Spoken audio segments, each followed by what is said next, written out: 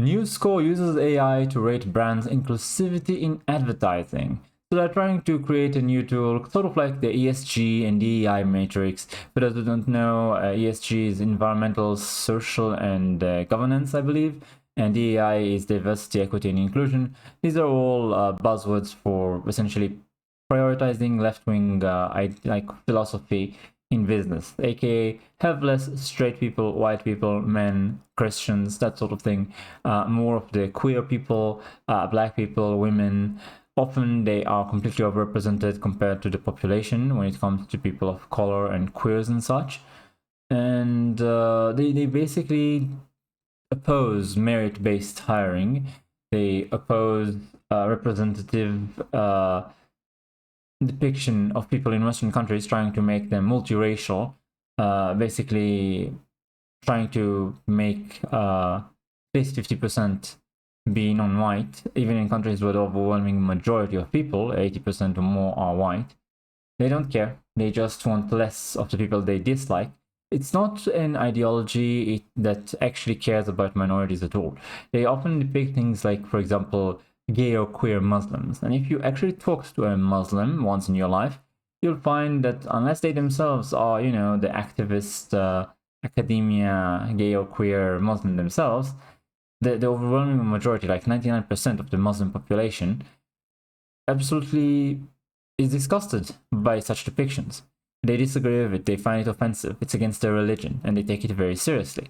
In almost all Muslim countries, if it's not like capital punishment for being gay, then at the very least it's heavy punishment, like a long time in jail.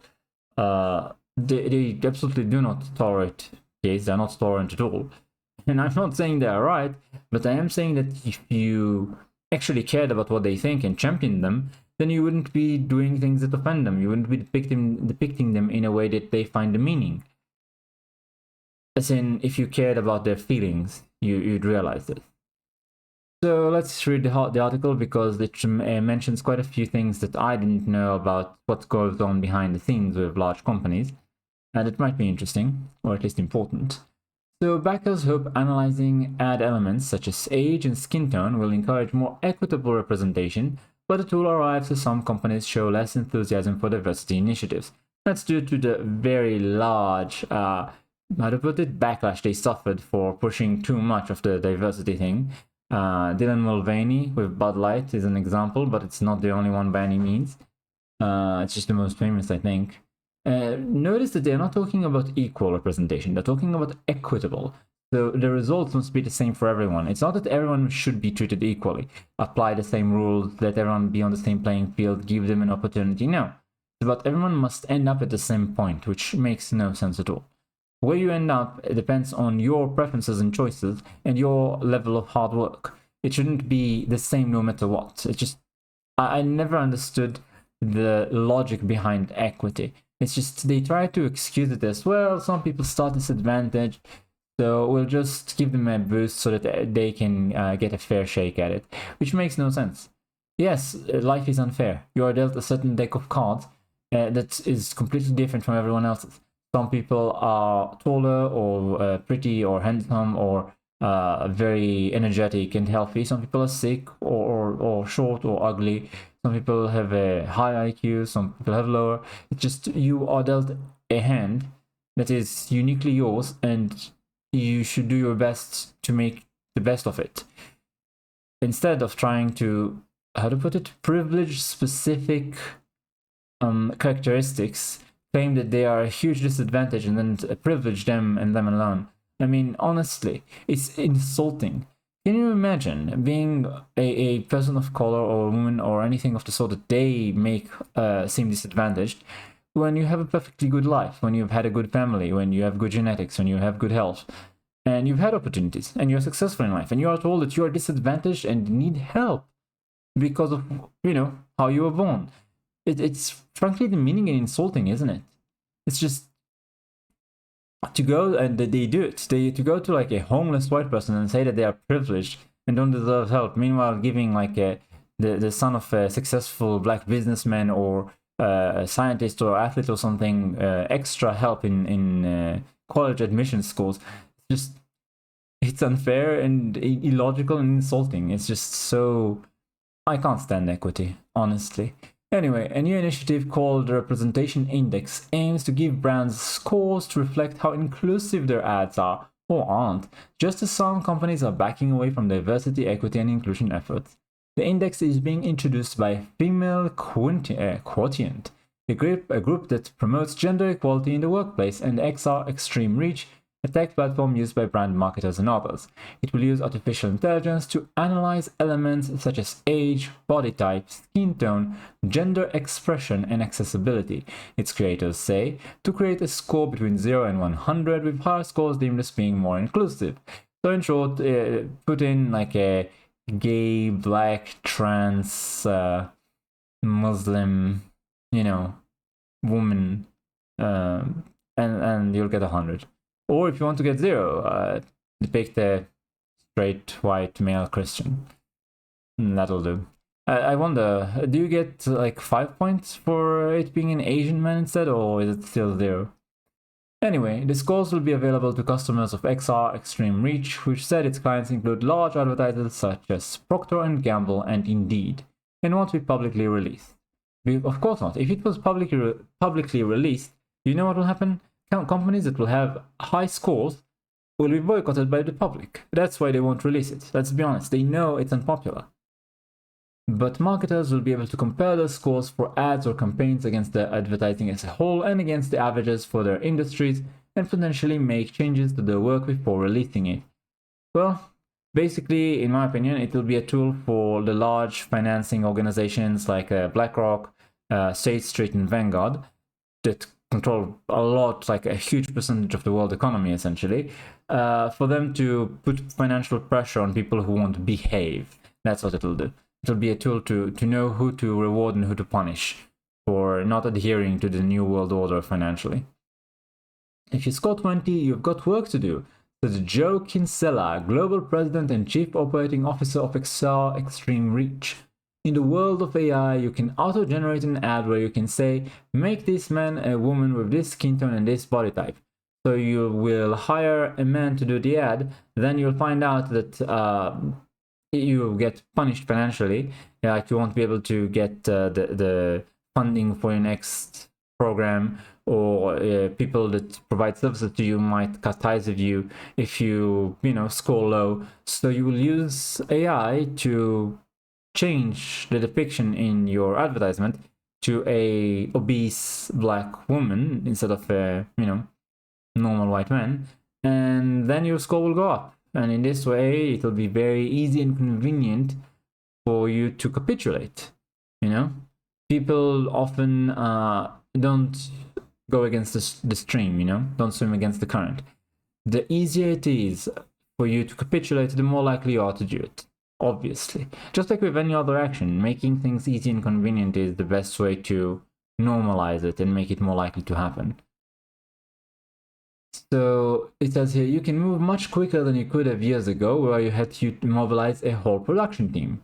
An earlier metric called the Gender Equality Measure has gained broad industry adoption since its introduction by See-Her, which was co-founded by Female Quotient CEO Shelley Zallis in 2016.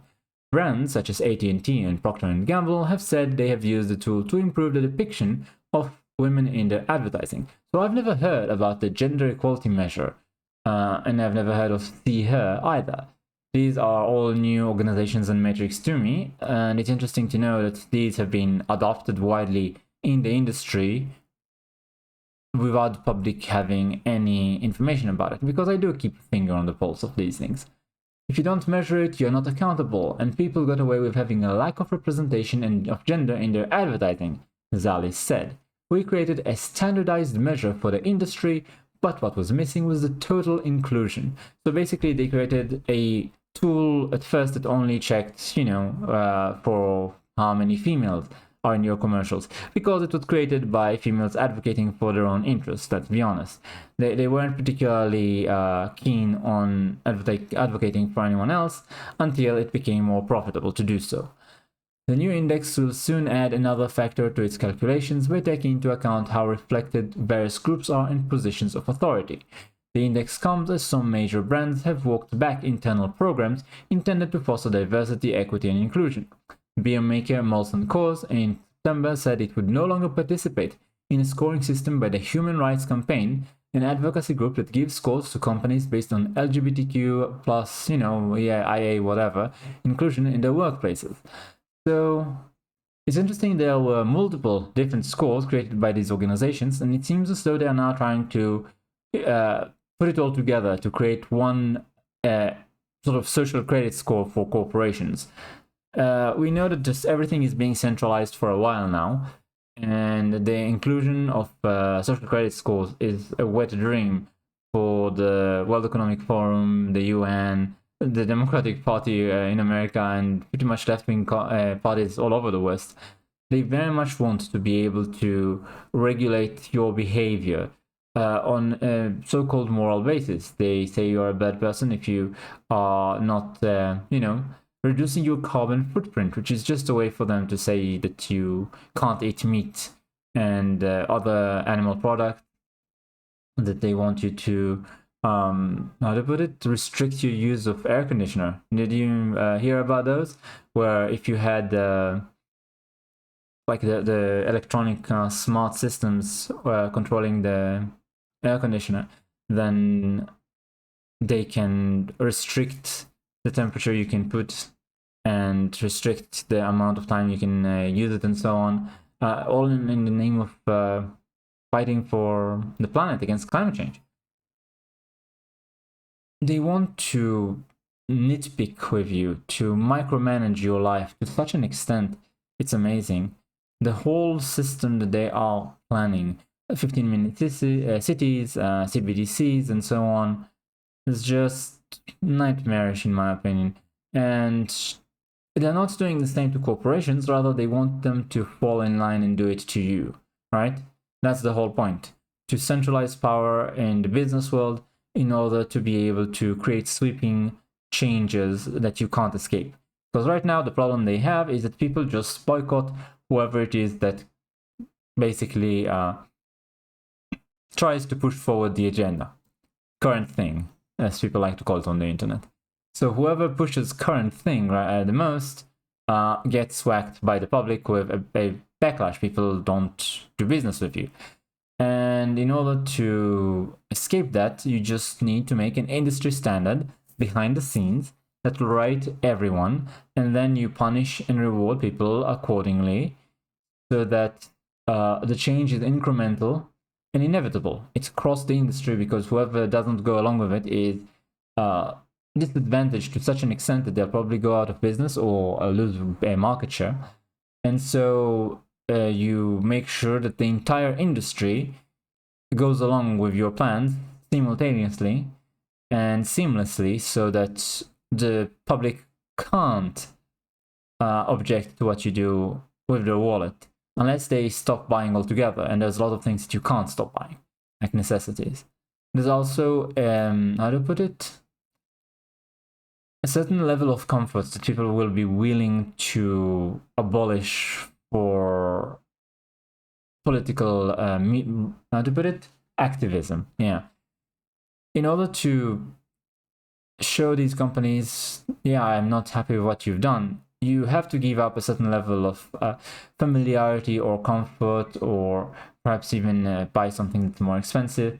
And there's only so much of that you can do. Like, you can't fight every corporation on the planet at the same time. Everybody has a job, they have their personal life, they're busy with other things. They can, for example, change the beer they drink, but on the other hand, if all the beers, at the same time push for diversity, what do you do then? Stop buying beer altogether? I'm not sure how many people would.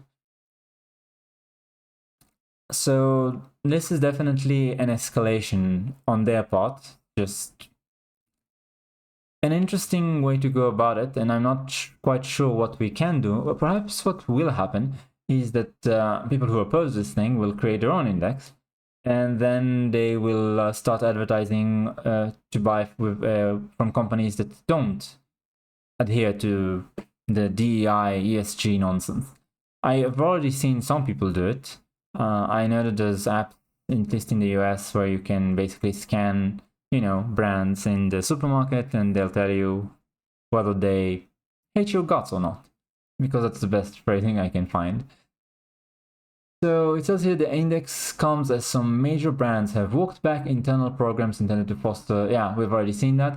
A month earlier, Harley-Davidson made a similar announcement following online pressure started by a conservative activist. Notice that it wasn't pressure to declare themselves conservative, but rather to not declare themselves for ESG. I can't stress this enough. This is not a conservative effort to take over, the public space. It's an effort by anyone who doesn't want politics, or specifically the extreme left variety, to take over everywhere. So if you don't like all your brands becoming political, or if you disagree with the message that they are pushing, this doesn't make you conservative. It's just that conservatives, as the opposing party, are naturally the focal point of the opposition. That's all. They are the most numerous and the most organized, I guess. The makers of the index say the business case for inclusion in advertising is clear. When you come to purchase decisions, over 85% of them are made by women, Zale said. Strong buying power also extends across different races, ages, and abilities, she said. Which is interesting. Women don't make most of the money. In fact, men make most of the money in our societies, basically every society on Earth, I believe. So it's interesting that 85% of purchase decisions are made by women. Where does the money come from? I think you know, right? It's because a lot of the time the money comes from men. And it's normal that you bring the money home to your family. It's perfectly normal and reasonable. But we have seen a division between young men and women today, where women are very, very far left and men are somewhat right-leaning in the Gen Z cohort. And I wonder if women will continue to make 85% of purchase decisions as we move into a world where there are less and less couples, not just less children, but outright most people don't engage with or let me put it differently, most young men don't engage at all with the opposite gender. They have nothing to do with women. And as they slowly are supposed to rise to positions of prominence, I have honestly not seen it happen. But naturally, at some point, older generations will have to retire. It'll be interesting to see if things change on this front. Still, even with women making most of the purchasing decisions, I think they too are offended by people like Dion Mulvaney. I've heard women talk about how they are very much offended by how he portrays femininity. They see it as satirizing them, they see it as demeaning them. They definitely weren't very happy with it. And I don't think they're happy with, the whole trans thing, replacing women in women's spaces, replacing women representation in advertisement. Somehow, I'm not sure that they'll have as much success with women purchasers as they might expect. I think they are very much out of touch with the average person, which is one of the advantages that the average person has in this war, because let's face it, they have more money, they have more organizations, they basically make it a career to fight to force this agenda on us. But we do have, numbers, strength in numbers, and we also have the advantage that the people that are against us, they have a lot of money and time, but they aren't very smart, and they're definitely out of touch with reality, with the people on the ground. So we'll see. We definitely have cause for optimism. Like I said, I'm not advocating for everything to be conservative. I'm just advocating for it to not be woke. They try to make it seem as though woke is common sense, it's just normal, it's just being fair, it's just not being racist and sexist. Nonsense. It is definitely being racist and sexist, and it's not at all common sense. Thanks for watching, like, comment, subscribe, and I'll see you next time.